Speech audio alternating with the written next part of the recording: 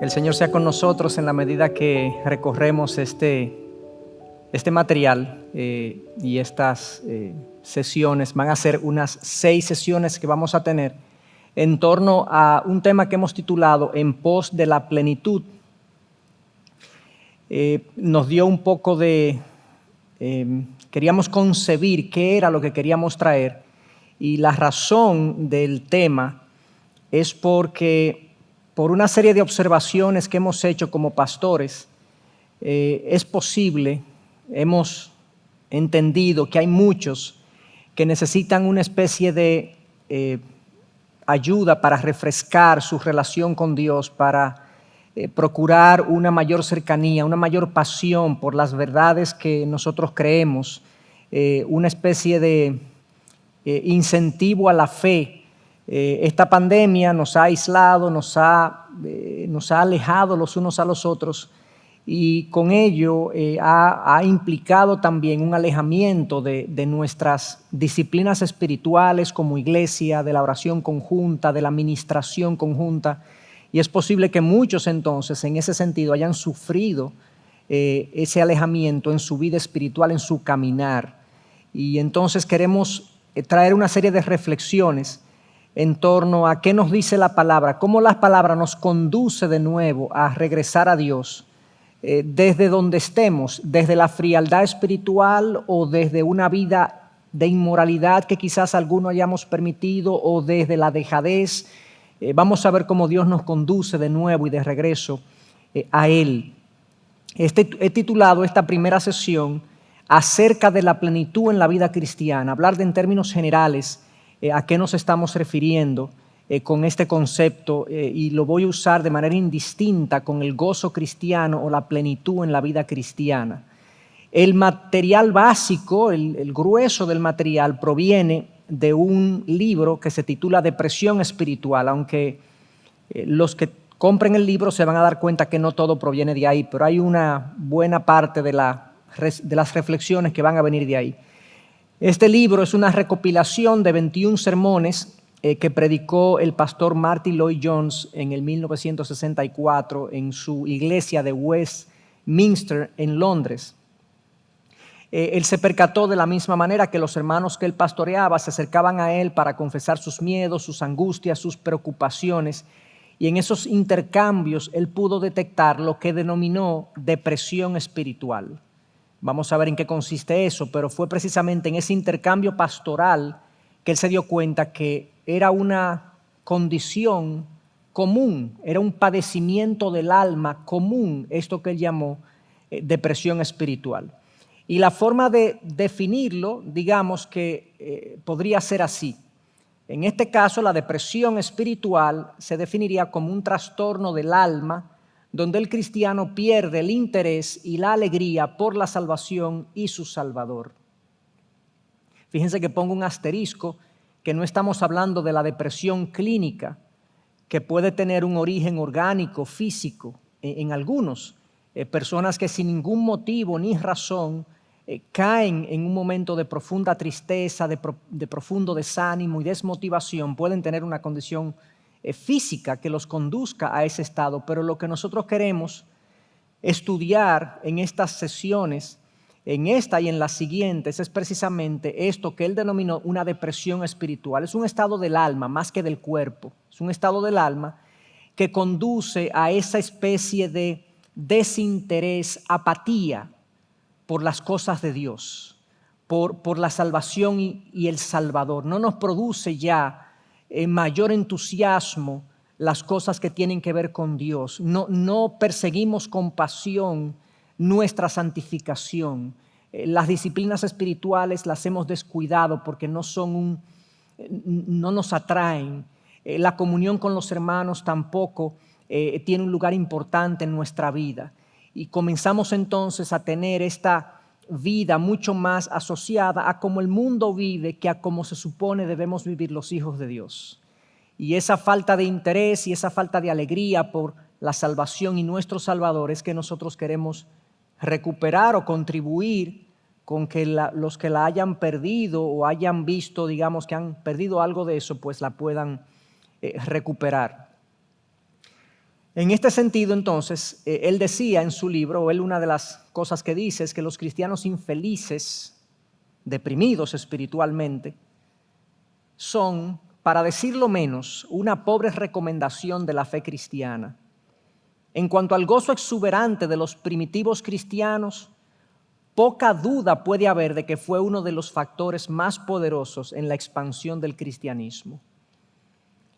El cristianismo tuvo un gran impacto, como algunos de ustedes saben, en los primeros siglos de nuestra era, después de Cristo.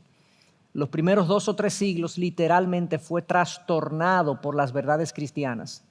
Y una de las características de la comunidad cristiana primitiva era el amor entre los hermanos y el gozo que prevalecía entre ellos, el gozo de la vida, el gozo incluso hacia las cosas que les pasaban.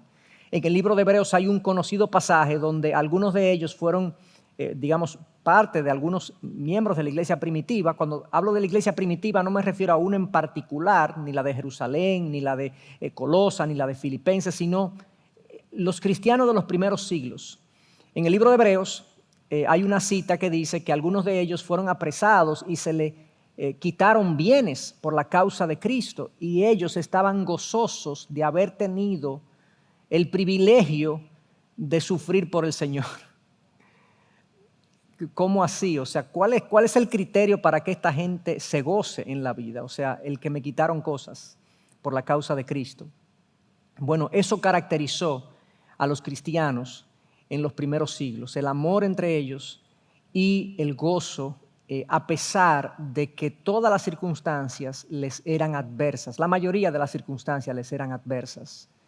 Y él dice, Martin Lloyd-Jones, que este fue uno de los aspectos que hizo que el cristianismo ganara espacio en la sociedad del primer siglo. Él entonces, en su primer capítulo, comienza estudiando un pasaje del Salmo 42. Yo lo voy a poner, voy a hacer algunos comentarios y ahí, vamos a dar inicio a algunas reflexiones. Él parte de este texto, de este salmo, donde el salmista se pregunta en el versículo 5 y el 11, hace la misma pregunta del Salmo 42. ¿Por qué te desesperas o abates? Otra palabra puede ser. ¿Por qué te desesperas, alma mía? ¿Y por qué te turbas dentro de mí? Espera en Dios, pues he de alabarlo otra vez por la salvación de su presencia. Exactamente la misma expresión, la misma frase está en el mismo Salmo 42 en su versículo 11, y está en el Salmo 43 en su versículo 5. De hecho, algunos piensan que este Salmo 43 y 42 debió ser un mismo salmo, porque el Salmo 43 termina con la misma expresión. ¿Por qué te abates o por qué te turbas? ¿Por qué te desesperas, alma mía, y por qué te turbas dentro de mí? Esta palabra turbar significa dar vueltas. De ahí es que viene la palabra turbina.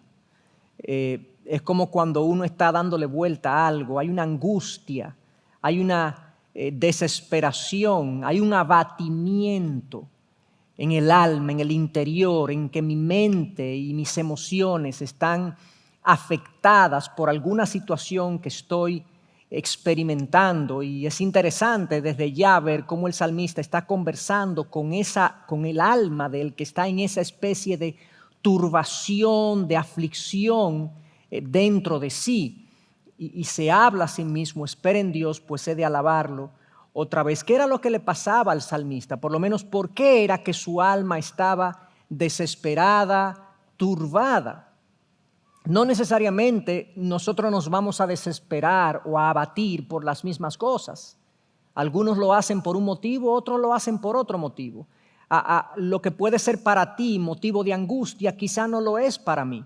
Depende de las circunstancias, depende de la madurez espiritual de cada quien, depende de las experiencias que hayamos tenido. Para una gente, una situación de escasez económica, para una persona, una situación de escasez económica quizás no es nada del otro mundo, pero para otro quizás sí lo es.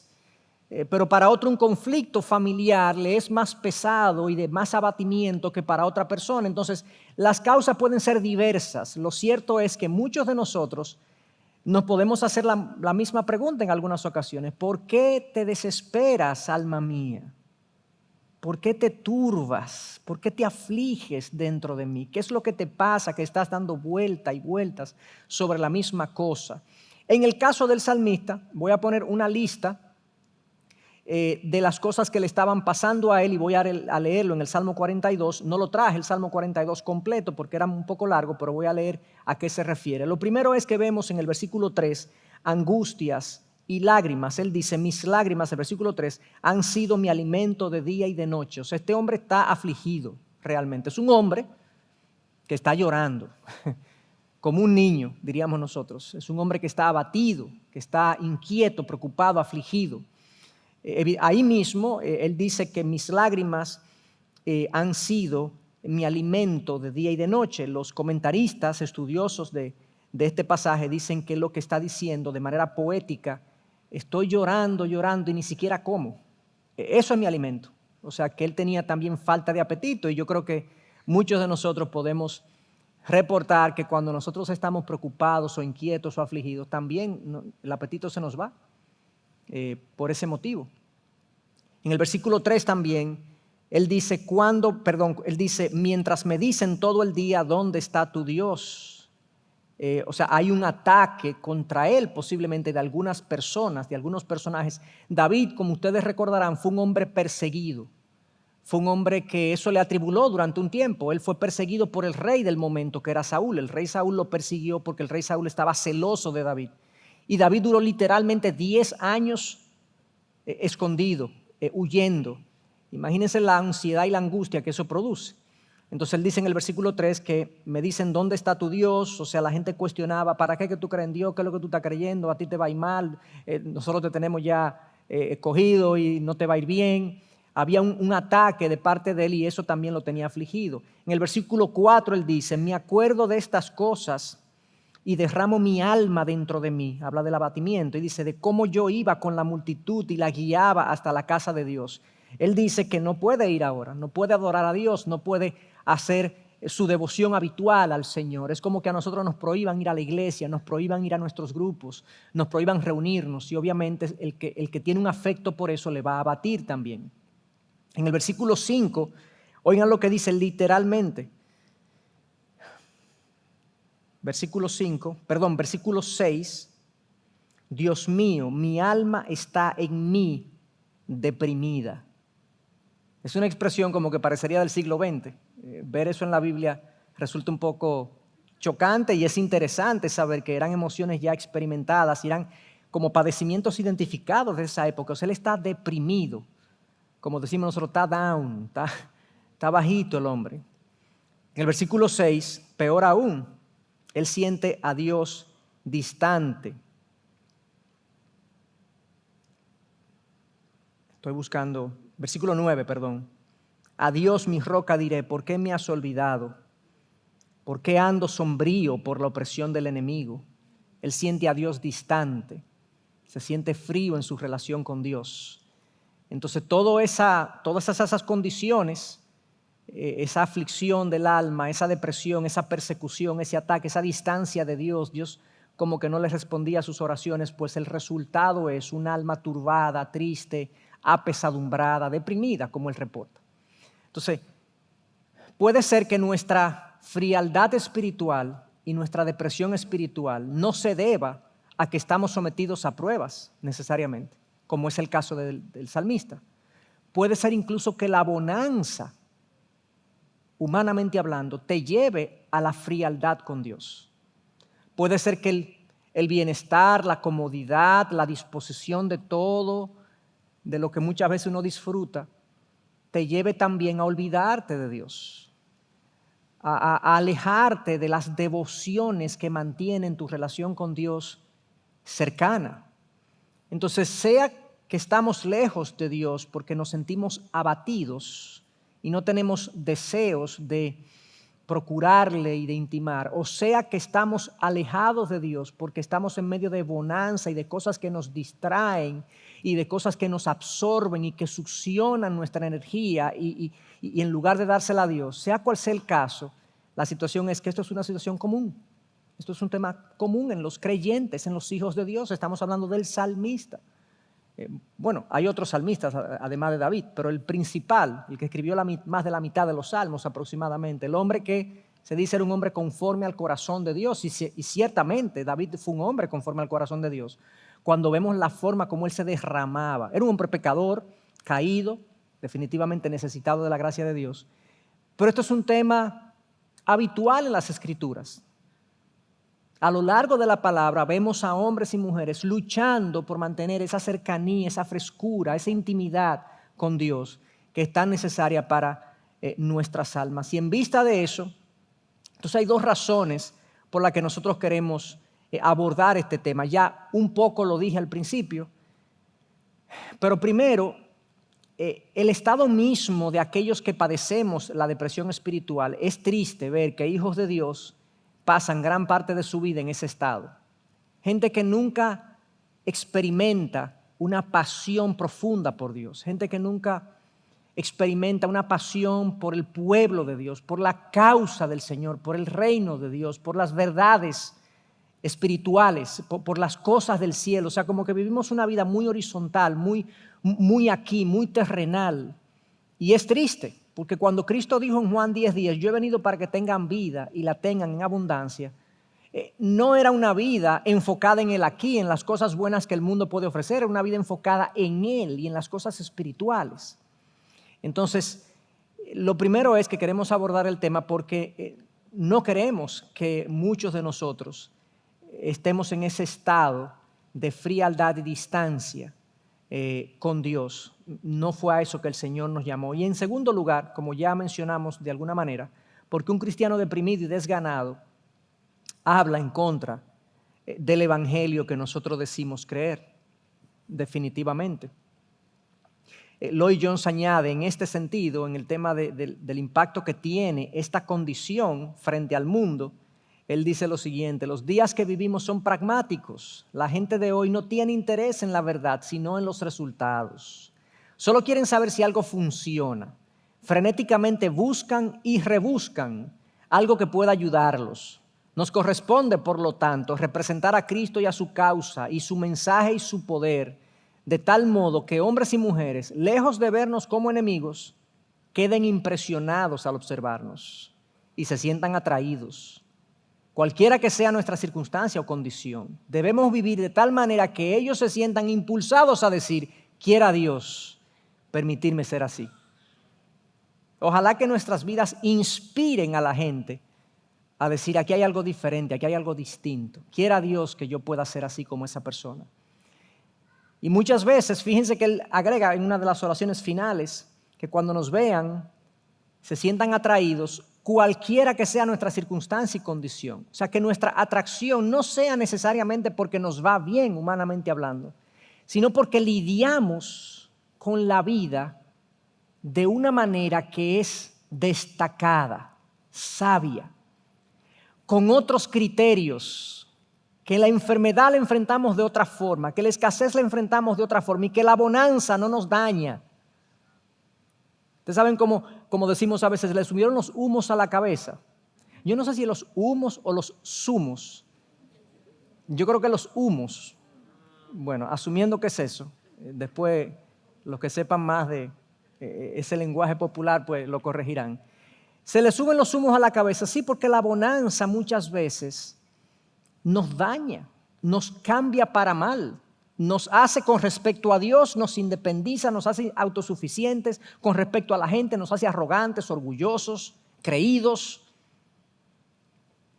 Entonces, ojalá que cuando la gente nos vea en la abundancia o en la escasez y en la dificultad pueda decir: esto es diferente, esto tienen que andar con Jesús.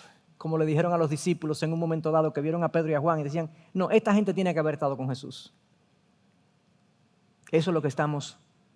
Ojalá que sea así. nuestra vida de tal manera que genere ese tipo de atracción. Yo quiero revisar una serie de pasajes simplemente para que ustedes tengan una pequeña muestra de todo lo que la Biblia dice acerca de la vida plena y gozosa del creyente, del Hijo de Dios. Y como les digo, es una muestra. Si ustedes hacen una búsqueda en la Biblia, la nueva Biblia de las Américas, hay 130 pasajes que tienen la palabra gozo o gozoso de una u otra manera en la Biblia. 130 referencias. Es mucho. Sabemos que si algo se repite 130 veces, es un tema relevante y está presente desde el Viejo Testamento hasta el último de los libros de la Biblia.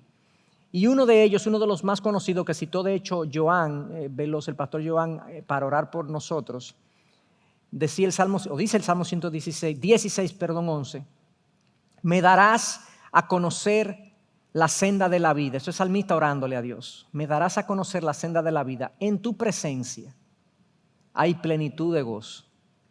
En tu diestra hay deleites para siempre. Este versículo tiene dos dimensiones y esta observación no es mía, es del pastor John Piper. En tu presencia hay plenitud de gozo, o sea, gozo completo, pleno. Nosotros tenemos, digamos, una capacidad de gozo, vamos a ponerlo así. Tenemos una capacidad para gozarnos, para experimentar gozo. Bueno, Dios la llena. Eso es lo que más o menos el pasaje quiere decir. Dios es capaz de producir el máximo gozo que yo puedo experimentar. Yo no puedo experimentar más gozo que el que Dios me puede proveer. En tu presencia hay plenitud de gozo. Contigo es que yo experimento el mayor gozo posible que yo soy capaz de experimentar. Pero no solamente lo deja ahí, dice luego, en tu diestra hay deleites para siempre. Esa plenitud es para siempre. No solamente es profunda, es para siempre. Es una declaración grandiosa de lo que Dios hace en el alma nuestra cuando tenemos una relación como se supone debemos tener con Él. Obviamente en este mundo caído hay aspectos, hay una condición caída que nos impide disfrutar esa plenitud del gozo del cual habla el Salmo 16. Pero ese gozo se va a experimentar eventualmente en su presencia cuando estemos frente a Él. Pero sí hay un grado importante de gozo que podemos experimentar aquí y ahora con el Señor. Seguimos viendo otro pasaje. Entonces llegaré al altar de Dios. Me encanta este pasaje. A Dios, oigan cómo Él lo llama, mi supremo gozo. Tú eres Dios, mi supremo gozo. Al son de la lira te alabaré, oh Dios mío. Oh Dios, Dios mío. Él lo llama a Dios mi supremo gozo. Dios es la fuente del gozo en el ser humano. Podemos experimentar otros gozos mucho menores que son un reflejo, un mero reflejo de lo que Dios es capaz de producir en nuestras almas. Recuerden que todas las cosas buenas que nosotros disfrutamos son creación del Dios que las creó. O sea que todo placer que yo pueda disfrutar es un mero reflejo de Dios. Lamentablemente nosotros tomamos muchas veces esos placeres y esos dones que Dios ha creado y concedido y los distorsionamos y los usamos ilegítimamente.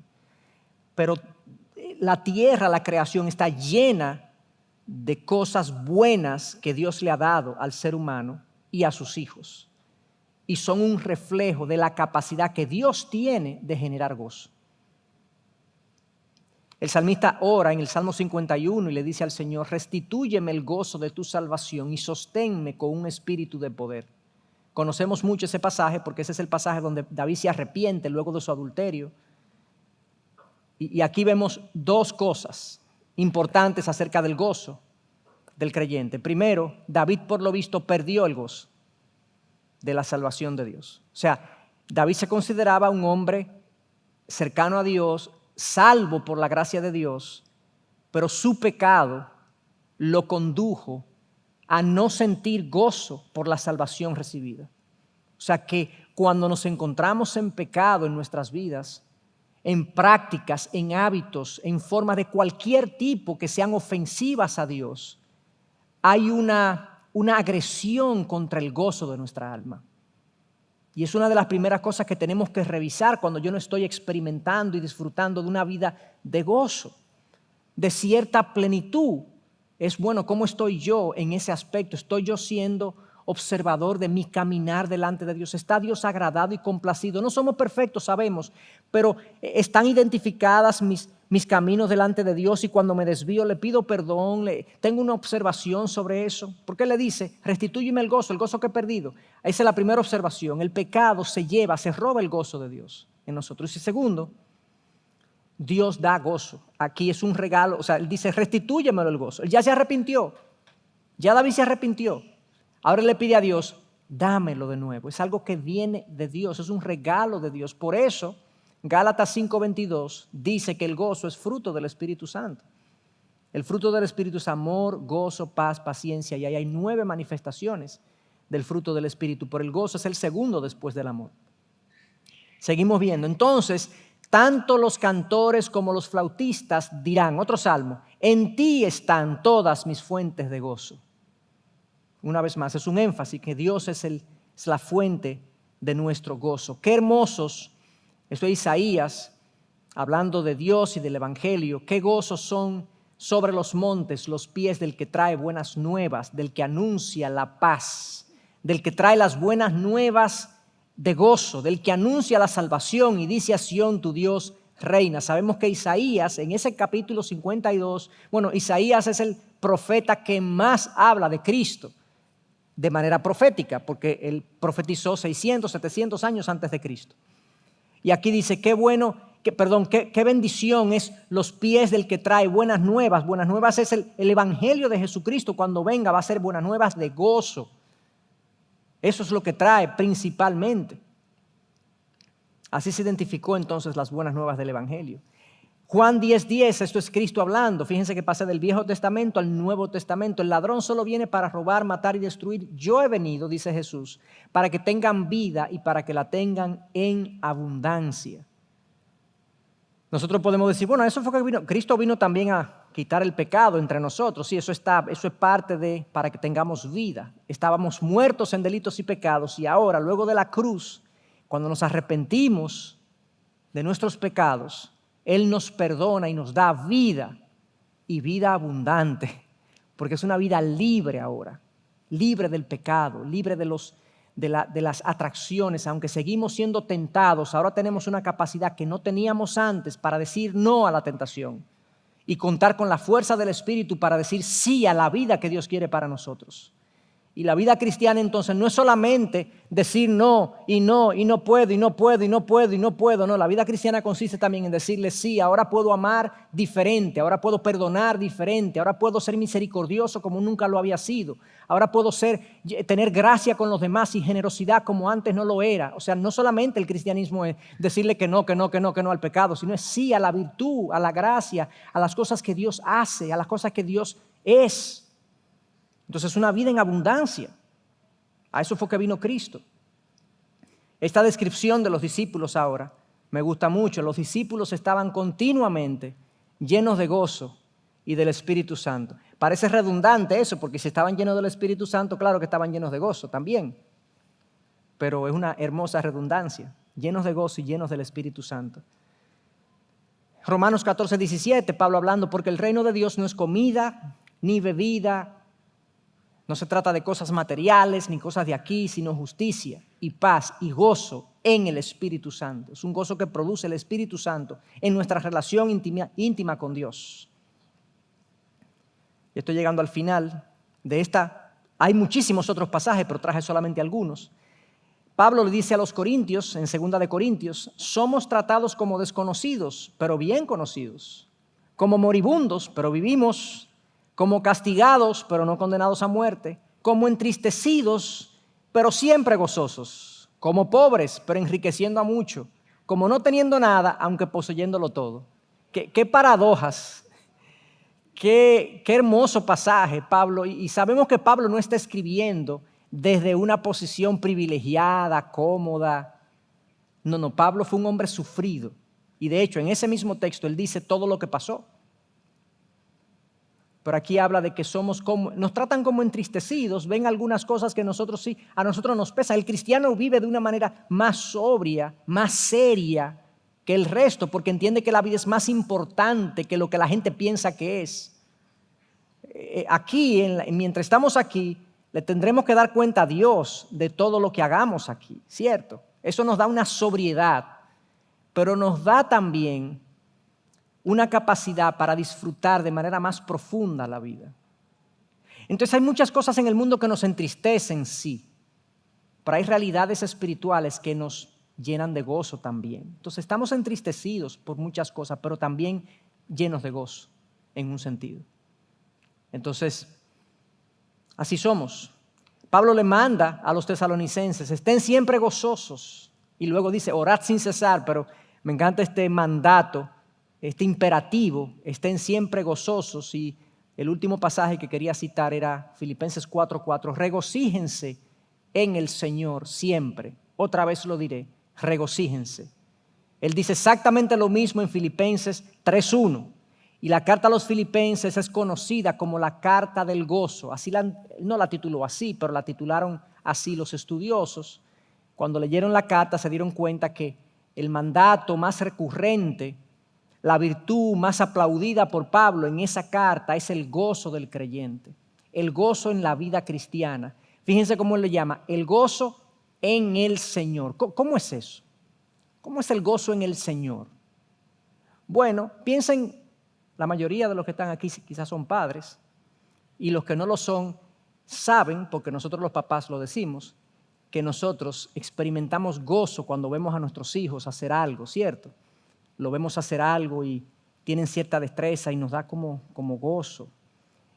Y más aún nos da gozo también cuando lo vemos disfrutar. Yo no entendía el tema de que uno disfruta más verlos a ellos comer algo que a uno le gusta que comérselo uno mismo. Yo no había experimentado eso hasta que tuve un hijo. Yo no quería darle a nadie de lo que me gustaba. Cuando yo tenía un hijo, yo probaba algo y yo antes de probarlo se lo daba a un hijo mío, como que yo quiero que tú lo experimentes. Gozo en el hijo. Yo me gozo en ti. Tú me das gozo. Eso es lo que el Padre experimenta. Regocíjense en el Señor siempre. Dios me da gozo. Lo que Él es, lo que Él ha hecho por mí. Eso me produce alabanza, gratitud, plenitud. Lo que Dios es para mí. Y fíjense en el Señor, que es una referencia a Cristo. A Cristo. Lo que Cristo hizo por mí, el amor mostrado por mí en la cruz. Me da gozo cuando lo medito, cuando lo pienso, cuando lo reflexiono. Por eso Pablo decía, el amor de Cristo me empuja. Cuando lo pienso y lo reflexiono, lo que he recibido, Dios es mi gozo supremo, decía el salmista. Entonces es lo mismo aquí, regocíjense en el Señor. Piensen en lo que Dios es para ustedes, piensen en lo que Dios ha hecho por ustedes, regocíjense en Él. Ojo, Pablo está en ese momento escribiendo esa carta preso, encadenado, literalmente, así la historia lo reporta, encadenado, escribiendo, regocíjense en el Señor siempre. Eso es diferente. Cuando uno lo lee con ese trasfondo, eso es diferente.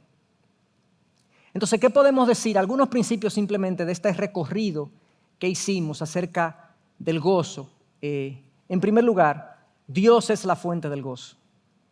Dios es capaz de producir el máximo gozo que yo puedo experimentar. Dios es capaz de producirlo. En segundo lugar, como es de Dios que viene y depende, como Él es el productor del gozo, no depende de las circunstancias. La carta a los Filipenses así lo demuestra y muchas otras cosas así lo demuestran. El mismo Jesús, cuando va hacia la cruz, nos dice el libro de Hebreos capítulo 12, que por el gozo puesto delante de Él, soportó la cruz. ¿Cómo así? Bueno, había un gozo superior que le permitió pasar por la cruz con gozo. ¡Wow! Entonces no depende, el gozo cristiano no depende de las circunstancias. Interesante también que vimos, es un mandato y a la vez es un regalo de Dios. Regocíjense en el Señor. Es un mandato, es un imperativo. Búscalo, procúralo, acércate. Lo que pasa es, aquí quiero hacer una salvedad, Dios lo manda, pero Él lo da. Recuerdo que leí una cita en este estudio, creo que de Agustín, si el pastor me lo refresca, que Agustín decía, o Aquino, creo que era Agustín, decía, pide lo que quieras, pero concede lo que pides. Le decía a Dios, pídeme lo que tú quieras, que yo esté gozoso, pero concédeme lo que pides.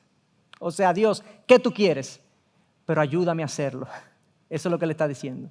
Yo quiero gozo, quiero estar gozoso para ti, pero dame el gozo. Fue Agustín, correcto, Agustín. Es un mandato y es un regalo. El gozo, yo no puedo producir gozo porque es un estado del alma interno, es algo que yo experimento y siento. Ahora, yo sí puedo colocarme en una posición espiritual de ser un receptor adecuado de que Dios vierta su gozo sobre mí. Es como que Dios está tirando el gozo desde el cielo y yo tengo aquí una especie de cubeta que es mi alma, ¿dónde es que yo me tengo que poner? Bueno, ¿qué es lo que yo tengo que procurar? Bueno, primero procuro la santidad y la rectitud de mi vida. Procuro mi comunión con Dios, ¿ok? Caminar de una manera que a Él le complazca, buscarle. ¿Y ustedes saben lo que Dios pone en ese recipiente? Gozo. O sea que no lo produzco yo me coloco en la posición donde pueda ser un receptor adecuado del gozo que viene de Dios. Y eso es lo que queremos buscar en la medida que reflexionamos en estas semanas. En cuarto lugar y por último, definitivamente es el estado esperado del Hijo de Dios. Es el estado esperado del Hijo de Dios. Y cuando yo no estoy sintiendo, experimentando una vida de gozo, yo me debo cuestionar personalmente. Yo debo hacer introspección sana, no una introspección acusativa y morbosa de mí, siempre atacándome y siempre viendo lo malo. No, pero sana, adecuada. Y si no lo puedo hacer yo tengo que buscar consejo y ayuda para poder hacer una introspección de cómo está mi alma, cómo estoy yo frente a Dios. Entonces, visto eso, comparemos ahora la definición que yo di al principio de depresión espiritual con este estado de gozo o plenitud que hemos estado estudiando, ¿no? Depresión espiritual lo definimos como es un trastorno del alma, donde el cristiano pierde el interés y la alegría por la salvación y su Salvador. Eso tiene muchas cosas ahí, como ya hablamos, pero donde ya yo estoy apático, frío, distante de las cosas que tienen que ver con Dios y con mi salvación. Ahora, el gozo cristiano, el estado de gozo cristiano, entonces, es el estado del alma cuando el cristiano mantiene vivo su interés y alegría por la salvación recibida y su Salvador. Es como el antónimo de la definición de depresión espiritual. ¿Cómo nos sentiríamos nosotros si somos capaces, o más que capaces, si recibiéramos de parte de Dios un vivo interés, un interés refrescado por sus cosas, porque nosotros hacemos nuestra labor en colocarnos en el lugar espiritual apropiado para que Dios vierta su gozo sobre nosotros? Ojalá sea eso, que podamos hacer eso. Entonces, continuando con algunas de las posibles causas generales de la depresión espiritual, voy a bajar un poquito más y en las próximas semanas vamos a bajar y a profundizar un poco más. Hay algunas posibles causas muy generales. Las próximas semanas vamos a entrar en causas específicas, pero este autor y otras causas que yo estoy aportando aquí, quiero presentar 4 causas posibles de depresión espiritual. En primer lugar, y no necesariamente el primero es más importante, sino que están enumeradas 4 que pueden ser posibles razones de la depresión espiritual. En primer lugar, el desdén hacia los medios de gracia que Dios ha provisto para mi buen estado espiritual. Yo no puedo tener interés por mi Salvador y por mi salvación y por mi vida espiritual si yo no vengo a la iglesia. Cosa tan sencilla como eso. Dios ha provisto medios de gracia. Y para los que no conocen ese concepto de medios de gracia, los medios de gracia son los mecanismos y herramientas que Dios me ha provisto como su hijo para que yo pueda cultivar mi relación con Él. La oración es un medio de gracia, es un mecanismo es un privilegio enorme poder yo hablar con Dios, externarle luchas, mis problemas, mis peticiones, pero yo también recibir de Él su paz y su quietud. Es un intercambio, la oración es un intercambio entre Dios y yo. La palabra de Dios es un medio de gracia. Dios pudo no haber revelado nada, pero Dios reveló su palabra y nos dijo qué quiere Él, qué espera de nosotros, cómo es Él. Claro, obviamente, si Dios espera que yo me relacione con Él, Él tiene que decirme cómo Él es. Yo no me puedo relacionar con nadie que yo no conozca y Dios reveló su palabra para que yo le conozca y yo me pueda relacionar con Él. Es un medio de gracia. Otro medio de gracia es la iglesia. En la iglesia yo recibo estímulo, confrontación, afirmación, oportunidades de servicio para poner mis dones y talento al servicio de otros y eso produce plenitud y gozo en mí. La iglesia es un medio de gracia también. Y así como esos, la oración, la palabra, la iglesia, hay otros medios de gracia, todo lo que Dios ha provisto para que yo pueda entonces acercarme a Él. Hay otros aspectos que no son estrictamente vinculados a religiosos, por así decirlo, que son también medios de gracia. Yo creo que el matrimonio, por ejemplo, y la paternidad es una forma en la que nosotros también somos santificados. Es un medio de gracia hasta cierto punto. Si yo cultivo mi matrimonio, automáticamente estaré cultivando mi relación con Dios. Si cultivo mi matrimonio, porque si yo llevo mi matrimonio como dice la palabra de Dios, eso va a tener un efecto en mí, santificador. Y la paternidad también. Y así como eso hay medios de gracia. Pero ¿qué pasa? Que hay cristianos que sí, le hablamos del gozo espiritual, del gozo en el Señor, del regocijo cristiano, de la alegría por la salvación, pero no quieren hacer uso de los medios de gracia.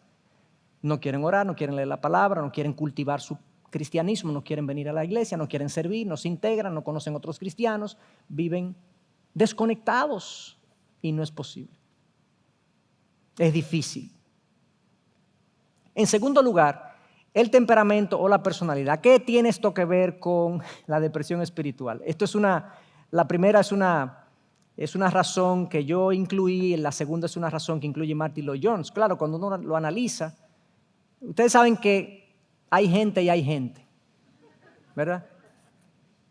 Cada cabeza es un mundo. Entonces hay gente que tiene una personalidad voluble, emocionalmente inestable, frágil, impulsiva, comienza una cosa y la deja por mitad, lo confrontan y no acepta, ofende y no pide perdón. Si tú no te conoces a ti mismo y ves dónde están tus luchas y tus problemas espirituales y las dificultades que tú tienes de manera particular para tú crecer, no vas a crecer. Tienes que hacerte cargo de tu forma de ser, de tu temperamento, con sus fortalezas y sus debilidades. Él hablaba en el material, en el libro, de dos tipos de personalidades básicas. Sabemos que hay otras, pero él habla de los extrovertidos y de los introvertidos. Cómo los introvertidos tienden a ser mucho más observadores de sí mismos, mucho más condenatorios hacia sí mismos. Y cómo muchas veces eso los conduce a un estado de depresión espiritual, porque siempre están buscando cualquier pecadillo por ahí, que nunca se sienten perdonados, siempre se sienten culpables, con como que un peso les arrastra. Dios perdóname, Dios perdóname, Dios perdóname, y nunca disfrutan de la gracia en Cristo que hemos recibido. Pero los extrovertidos, para ellos nunca nada de nada. No es nada. Entonces tú tienes que conocerte, tenemos que conocernos, cuál es mi temperamento, cuál es mi personalidad, quién yo soy, cuáles son mis luchas personales en torno a yo colocarme debajo para que Dios vierta su gozo sobre mí. Entonces, los introvertidos son más disciplinados, sí, pero son más críticos, menos agradecidos. Los extrovertidos son más indisciplinados, pero tienen otras cosas buenas. Entonces, cada quien tiene que hacer una adecuación de su vida y de sus disciplinas para crecer y para cultivar el gozo.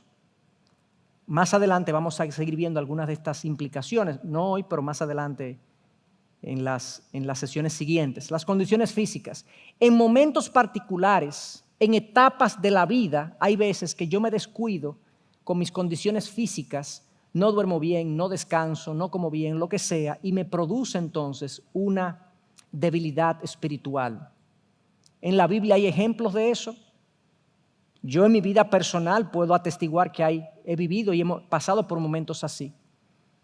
Si yo no tengo un cuidado de mi cuerpo, puede ser que yo no me pueda levantar a orar, puede ser que yo no pueda leer más de 10 minutos porque me duermo. ¿Me explico? Los niveles de irritabilidad aumentan cuando yo estoy cansado, ¿o no? Hay gente que está resentida porque está cansada. Si yo no cuido de mi cuerpo y de mis condiciones físicas y de mi pensamiento y de mi forma de funcionar, puede ser que yo también sea afectado y sea conducido a una situación de depresión espiritual.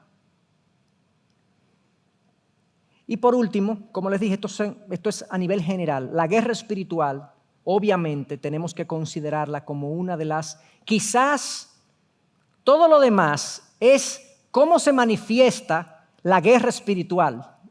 Pero hay un enemigo de nuestras almas que está presente en nosotros. Efesios 4:26, hablando de una cuestión tan sencilla como una discusión, dice, no se ponga el sol sobre vuestro enojo. Qué buen consejo, ¿eh? No se ponga el sol sobre vuestro enojo. Bien. Y agrega, ni deis oportunidad al diablo. Pero Pablo, ¿qué fue? Un enojo. El diablo es una oportunidad para introducir cizaña, resentimiento, división, ruptura. Si tú te dejas llevar por la ira y por el enojo y no lo sanas y no lo resuelves y no subsanas eso, tú le estás dando oportunidad al enemigo. Increíble. O sea, la guerra espiritual es más seria, está más latente de lo que uno muchas veces supone. Ahí mismo, en ese mismo libro, un poquito más adelante, en Efesios 6:11, Pablo habla de que estemos firmes en el Señor y demás, y dice, debemos usar la armadura, oigan esto, para poder mantenernos firmes contra todas las estrategias del diablo. Otra vez. Son 2 pasajes que he leído, pero hay otros pasajes. Pedro le dice a sus seguidores que Satanás, o el diablo, anda como león rugiente buscando a quien devorar. A mí me encanta esa imagen. Vean cómo un león o una leona procura cazar. Observen su meticulosidad. Ve la manada, identifica el lento, el chiquito, el viejo, el gordo. Ok, él está chequeando. Luego de su meticulosidad y que él identifica a ese que voy a atacar, luego viene el sigilo y se acerca con cuidado para agarrar a su presa en el momento menos esperado. Y yo literalmente, a mí me encantan los programas, me gusta desde chiquitico, como decimos nosotros, de chinininingo. A mí me gustan ver los programas de animales. Y yo me sé escenas, yo veo muchísimas escenas de animales. Ahora me ha cogido con ver rescate de perros. Los perros que lo están rescatando, me encantan. Yo no tengo perro, pero me encanta cuando rescatan un perro. Entonces, yo veía a estos animales, el león, con toda la malicia, vamos a decirlo así, entre comillas, todo su instinto asesino y carnívoro, y un pobre ciervito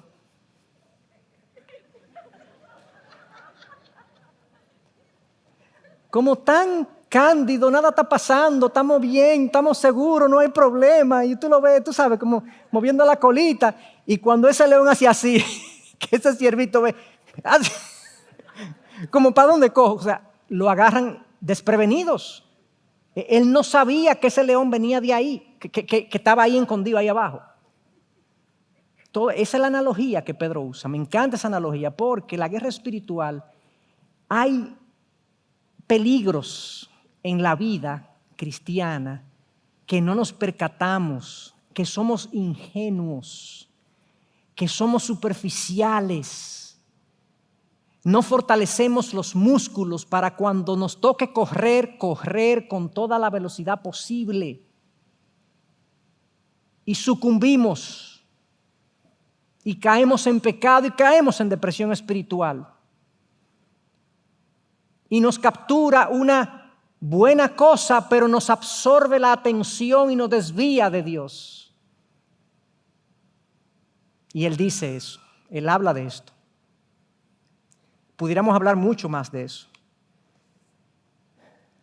A decir verdad, puedo finalmente, y con esto termino, formular esto de la siguiente manera. La causa fundamental de la depresión espiritual es la incredulidad. Si nos rendimos ante el diablo y caemos ante sus ataques, es porque en vez de escuchar a Dios, lo escuchamos a Él. El Señor sea con nosotros. Que el Señor nos dé un renovado interés por explorar nuestras almas en búsqueda de todo aquello que puede descolocarnos del lugar correcto para recibir el gozo de Dios. Así que quiero terminar aquí, terminar a tiempo y poder orar, y la semana que viene continuaremos en el mismo canal.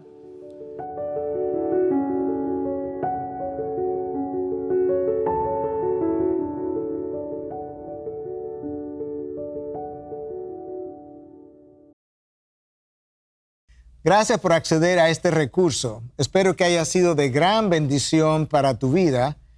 Te sugiero que te suscribas a este canal de forma que tú puedas recibir notificación la próxima vez que hayamos subido un nuevo recurso que pueda servirte de instrucción y bendición.